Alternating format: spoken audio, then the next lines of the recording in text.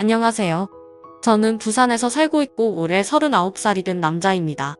남들에겐 평생 한 번 있을까 말까 한 일들을 최근 몇 년 사이에 다 겪다 보니 제 스스로는 많이 성장했다고 생각했습니다.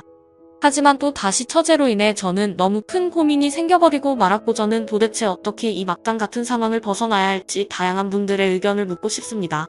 우선 저는 7년 전에 결혼을 해서 제 아내와 풍족하지는 않지만 그래도 다툼 없이 행복한 삶을 잘 지내고 있었습니다. 제 아내는 어디 하나 나무랄 게 없는 너무나도 착한 심성의 여자였었죠. 처음 만나게 된 건 제가 처음으로 봉사활동을 나가서 보게 되었습니다. 그때는 제 인생에 대한 회의감이 들었었고 자존감이 너무 낮아져서 많은 사람들을 만나서 저를 고치고 싶었습니다. 그리고 어려운 환경에 있는 사람들을 돕고 하다 보면 제 인생이 더 나아지지 않을까 하는 마음으로 용기를 내서 봉사활동을 나가게 되었습니다. 그렇게 봉사활동 장소에 도착을 했고 저는 사랑에 빠져버렸습니다. 그게 바로 제 아내였죠. 아내는 맑고 고운 미소로 어린 아이들을 돌보고 있었고 햇빛에 비친 미소는 정말 눈이 부실 정도로 아름다웠습니다. 저는 그렇게 첫눈에 푹 빠져버리고 말았죠. 지금 생각해도 눈물이 날 정도로 너무 아련했었던 기억이네요. 하지만 그녀에게 쉽게 다가갈 수가 없었습니다. 저는 가진 것도 별로 없었고 외모도 남들보다 별로 뛰어나지 않은 그저 평범한 사람이거든요. 그리고 그 당시에는 되는 일이 하나도 없어서 자존감이 바닥을 치고 있을 때였죠. 저는 생전 처음 봉사활동을 오다 보니 너무 뻘쭘한 나머지 어색하게 가만히 있었습니다. 그러자 갑자기 제게 다가온 그녀는 또 다시 미소를 지으며 인사를 건넸죠. 처음 오시냐고 물었고 그렇지 않아도 일손이 부족했는데 잘 부탁드린다면서 악수를 건네더군요. 손을 마주잡는 순간 저는 제 인생을 이 여자와 평생 하고 싶다라고 생각을 했습니다. 하지만 생각만 그럴 뿐 저는 용기가 없었습니다. 그저 조용히 말도 없이 묵묵히 일만 했고 남자답지 못하게 숫기도 없었죠.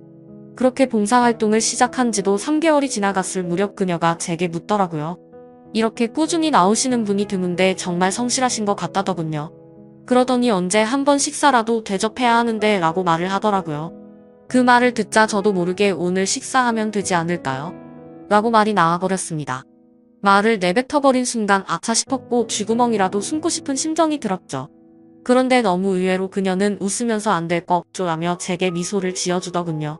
그날 저와 그녀는 처음으로 단둘이 식사를 하게 되었고 예전보다 훨씬 가까운 사이가 되어가고 있었습니다.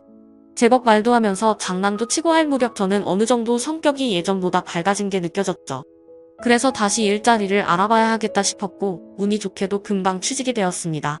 앞으로 회사 일을 하면 봉사활동을 나오기가 어려워진 상황이었고 저는 그녀에게 용기를 내서 고백을 하게 되었습니다.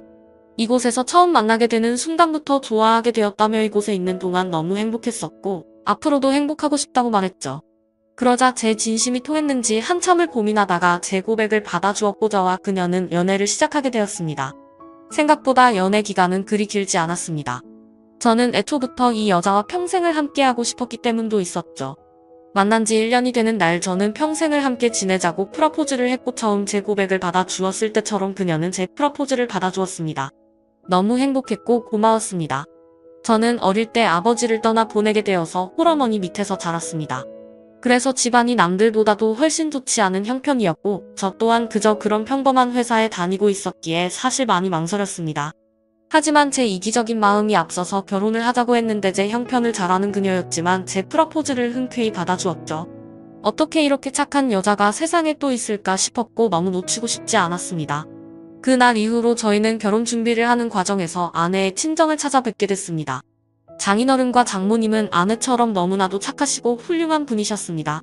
장인어른은 사업을 하고 계셨고 제 이야기를 들었다고 하시더라고요.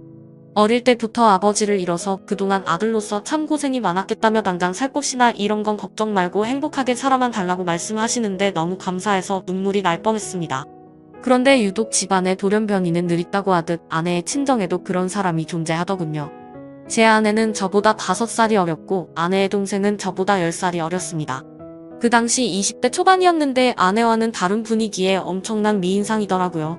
알고 보니 어릴 때부터 외모가 출중해서 연예인 스카웃도 많이 받아봤고 미인 대회까지 나가서 입상을 할 정도로 훌륭한 미모였죠. 하지만 예쁜 미모와 달리 성격은 정말 좋지가 않았습니다. 제가 있는데도 들리라고 말하는 건지 장모님에게 말하더군요. 왜 저렇게 나이도 많고 능력도 없는 사람이랑 결혼하지? 집안도 좋은 것도 아니고 도대체 이해가 안 되네 라며 하는데 장모님은 조용히 하라고 하는 모습까지 다 보였었죠. 그 착한 아내도 동생과는 별로 친하지가 않다고 하더군요. 나이 차가 많이 나서 그런 건지 동생은 자신의 얘기를 잘 듣지 않는다고요. 예쁜 미모 때문에 항상 남자들이 주변에 붙어 다녔고 학창 시절에는 늘 싸움을 제일 잘하는 남자들만 만나고 다녔다고 하더군요. 그래서 아내는 셀 수 없이 많은 설득해봤지만 절대로 달라지지가 않아서 더 이상은 설득이 안 된다라는 걸 느낀 뒤로는 가깝게 지내지 않는다고 했습니다.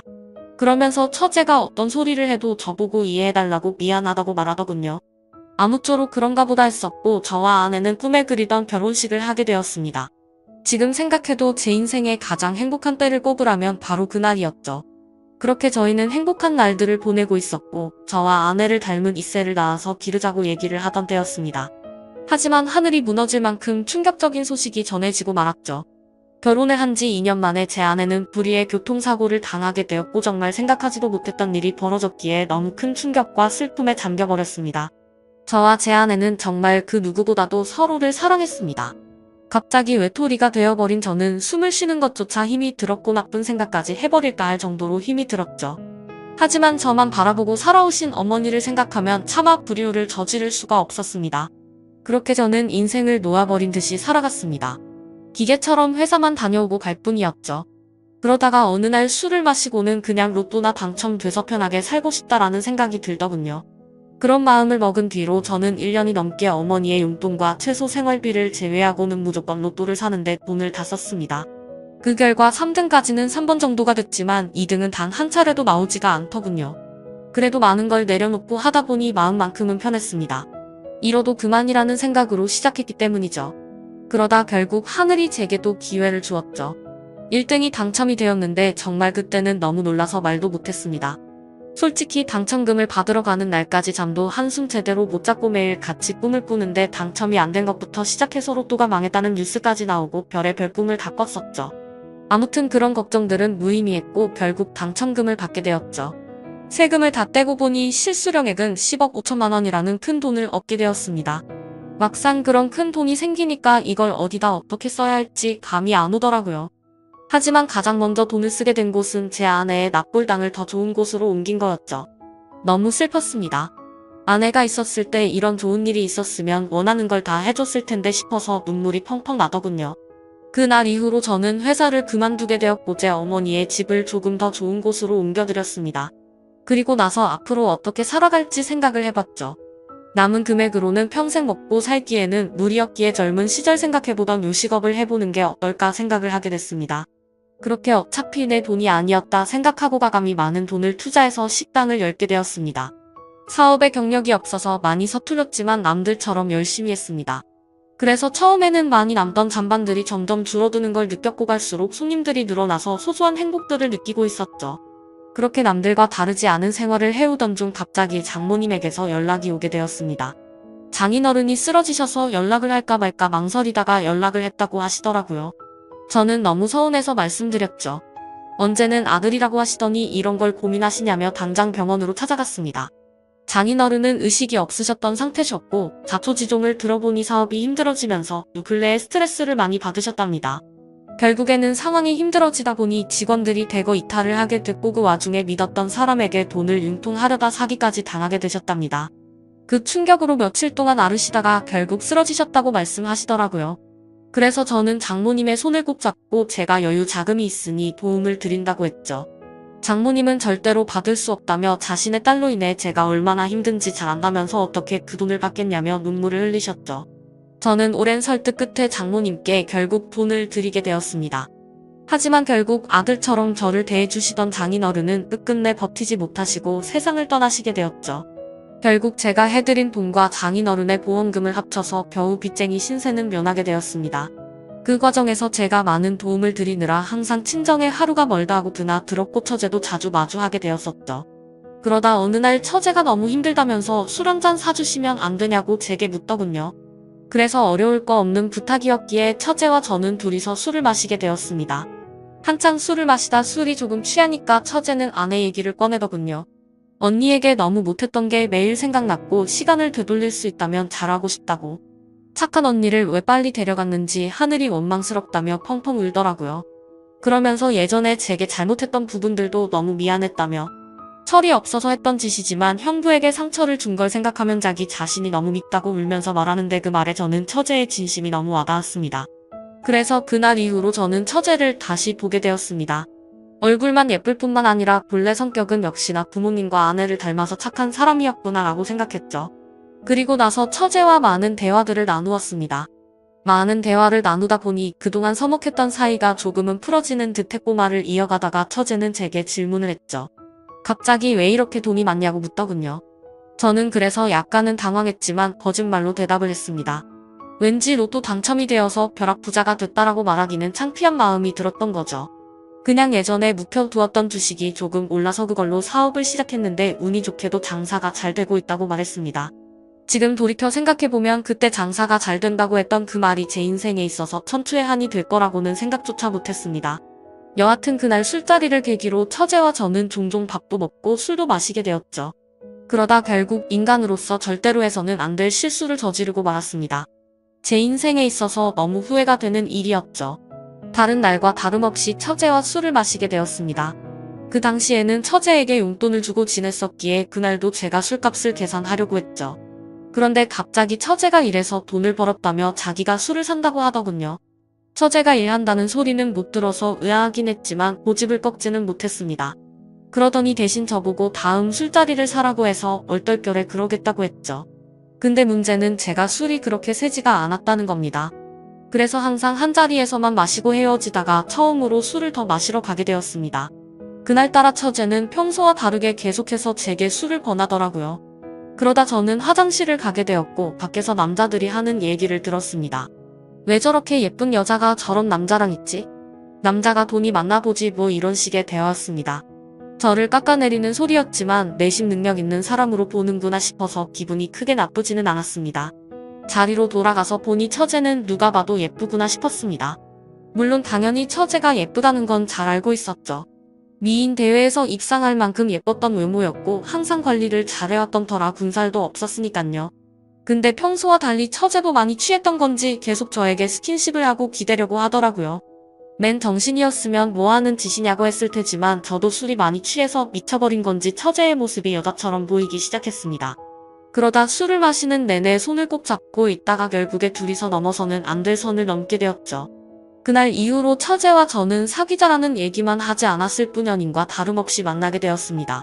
아내 생각에 절대 이건 아니다 싶었고 이런 관계를 그만하자고 만나서 얘기하려고도 해봤습니다.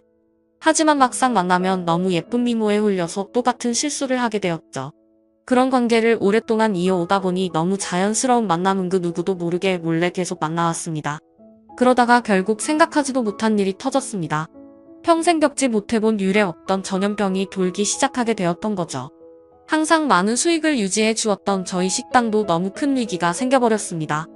하루에 매출 300만 원은 찍던 가게가 하루아침에 30만 원도 못 팔게 되자 그때부터 상황은 너무 심각하게 돌아갔던 거죠.